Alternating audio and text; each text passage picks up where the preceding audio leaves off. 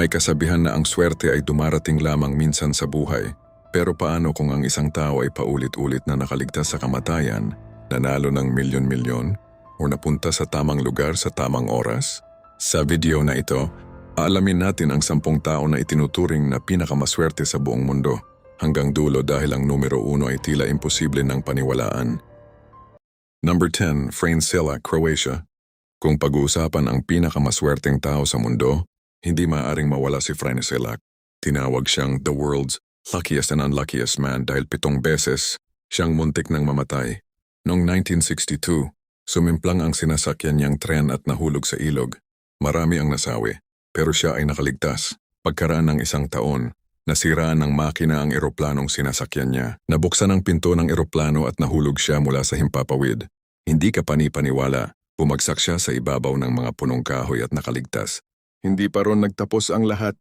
Nasunugan siya ng sasakyan, 2 beses pang naaksidente sa kotse, nabangga ng bus, at minsan ay muntik pang mahulog sa bangin matapos umiwas sa isang truck. Sa kabila ng lahat ng iyon, nabuhay siya hanggang sa pagtanda. Mas lalo pang naging kakaiba ang kanyang kwento nang manalo siya sa lottery ng halos $1,000,000. Parang sinubok muna siya ng tadhana bago siya binigyan ng napakalaking biyaya. Number 9, Joan Ginter, USA. May mga taong minsan lang manalo sa loto, pero si Joan Ginter ay 4 na beses nanalo ng jackpot. Ang kabuuang napanalunan niya ay mahigit $20,000,000. Napakaraming tao ang naniwalang imposible itong mangyari. May ilan pang nag-isip na baka may sikreto siya sa pagpili ng tiket. Hanggang ngayon, isa pa rin ito sa pinakakamangha-manghang kwento sa kasaysayan ng lottery. Number 8, Bill Morgan, Australia. Isang araw, inatake sa puso si Bill Morgan. Idineklara pa siyang clinically dead ng ilang minuto. Nang mabuhay muli, nagpasalamat siya dahil nabigyan siya ng pangalawang pagkakataon. Bilang regalo, binilhan siya ng scratch card. Nanalo siya ng kotse. Dahil sa kwento niyang ito, inimbitahan siya ng isang TV show para ulitin ang pagbili ng scratch card sa harap ng kamera. Habang kinukunan siya, muli siyang nanalo. Sa pagkakataong iyon, umabot sa $250,000 Australian dollars ang kanyang premyo. 1 beses ka nang nabigyan ng pangalawang buhay. Pagkatapos ay 2 beses ka pang nanalo. Hindi ba't napakalaking swerte nito? Number 7, Tsutomu Yamaguchi, Japan. Si Tsutomu Yamaguchi ang tanging taong opisyal na kinilalang nakaligtas sa 2 atomic bomb noong ikalawang digmaang pandaigdig. Noong Agosto 6, 1945, nasa Hiroshima siya nang sumabog ang unang bomba. Malubha siyang nasugatan ngunit nakaligtas. Kinabukasan umuwi siya sa kanyang lungsod, Nagasaki. Hindi niya alam na doon naman babagsak ang ikalawang atomic bomb. Muli siyang nakaligtas sa mahigit 2 lungsod na winasak ng pinakamapaminsalang sandata noong panahong iyon. Isa siya sa iilang taong nabuhay matapos maranasan ang parehong trahedya. Number 6, Violet Jessop. Tinatawag siyang Miss Unsinkable. Bakit? Dahil nakaligtas siya sa 3 malalaking aksidente sa dagat. Una, sakay siya ng RMS Olympic nang mabangga ito. Pangalawa, sakay siya ng Titanic nang lumubog ito noong 1912.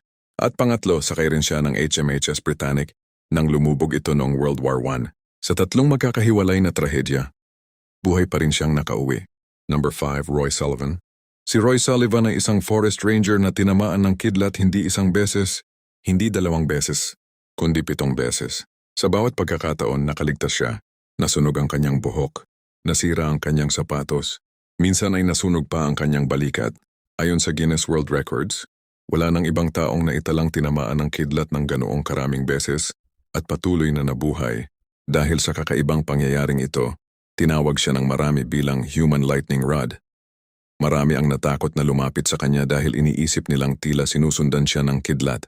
Ngunit ayon kay Roy, wala siyang espesyal na kapangyarihan o sumpa. Isa lamang siyang forest ranger na madalas nagtatrabaho sa kabundukan at kagubatan, mga lugar na mas mataas ang posibilidad na tamaan ng kidlat. Sa kabila ng 7 beses na pagkakatama ng kidlat, patuloy siyang nabuhay at naging isa sa mga pinakakilalang tao sa kasaysayan dahil sa pambihirang rekord na ito. Hanggang ngayon, ang kanyang kwento ay nananatiling isa sa mga pinakanakakagulat na tunay na pangyayari sa mundo. Number 4, Juliana Kopke. Noong 1971, bumagsak ang eroplanong sinasakyan ni Julian Kopke matapos tamaan ng kidlat. Nahulog siya mula sa napakataas na altitude habang nakakabit pa sa kanyang upuan. Hindi ka panipaniwala, nakaligtas siya Mas lalo pang humanga ang mundo nang mag-isa niyang nilakad ang kagubatan ng Amazon sa loob ng maraming araw bago siya nailigtas. Sa mahigit 90 pasahero ng eroplano, siya lamang ang nakaligtas. Sa kabila ng matinding pinsala sa kanyang katawan, hindi siya sumuko. Ginamit niya ang kaalamang itinuro ng kanyang mga magulang na mga siyentipikong nag-aaral sa kagubatan upang manatiling buhay.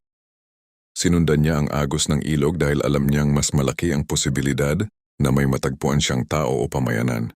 Sa loob ng halos 11 araw, tiniis niya ang gutom, uhaw, pagod at panganib mula sa mababangis na hayop at mga insekto. Sa wakas, nakatagpo siya ng isang maliit na kubo ng mga manggugubat.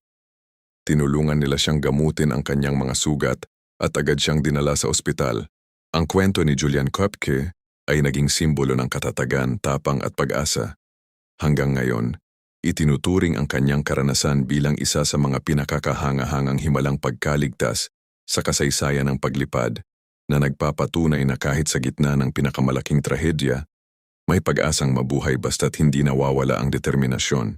Number 3, Nicholas Alcamaide. Noong World War II, nasunog ang bomber plane na kanyang sinasakyan.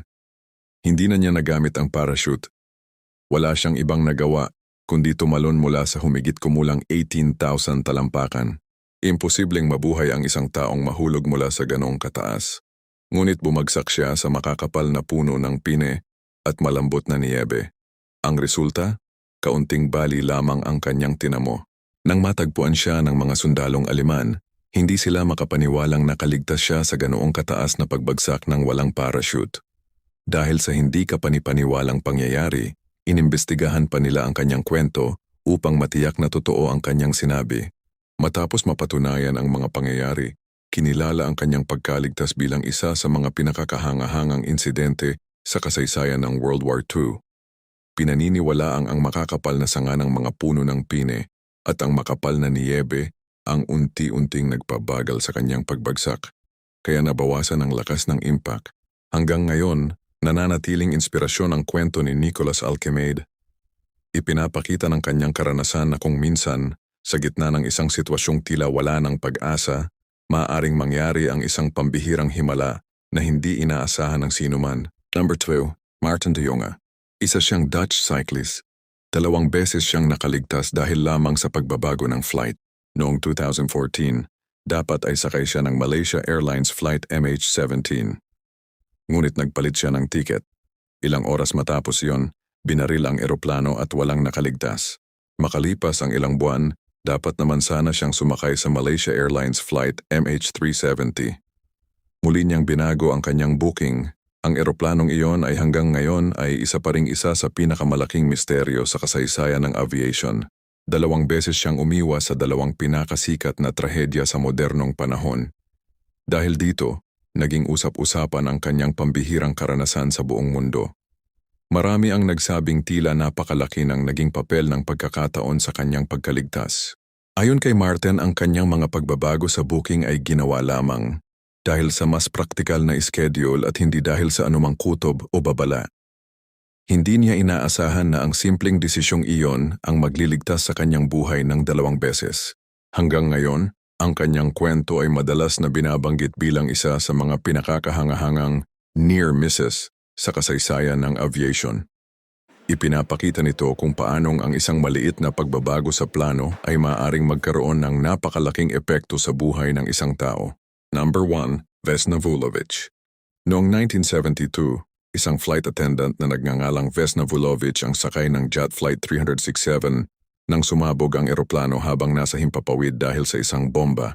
Nahulog ang malaking bahagi ng eroplano mula sa humigit kumulang 33,000 talampakan. Halos imposibleng may makaligtas sa ganoong taas. Ngunit si Vesna ay natagpo ang buhay sa loob ng isang bahagi ng fuselage na bumagsak sa isang lugar na may makapal na niyebe at mga puno. Bagamat nagtamo siya ng maraming bali at matinding pinsala, nakaligtas siya matapos ang mahabang gamutan at rehabilitasyon sa 28 kataong sakay ng eroplano. Siya lamang ang nakaligtas. Dahil dito, kinilala siya ng Guinness World Records bilang taong nakaligtas sa pinakamataas na pagbagsak ng walang parachute. Hanggang ngayon ang kanyang kwento ay nananatiling isa sa mga pinakakahangahangang himala sa kasaysayan ng aviation at isang simbolo ng pambihirang tibay at pag-asa sa gitna ng isang trahedya.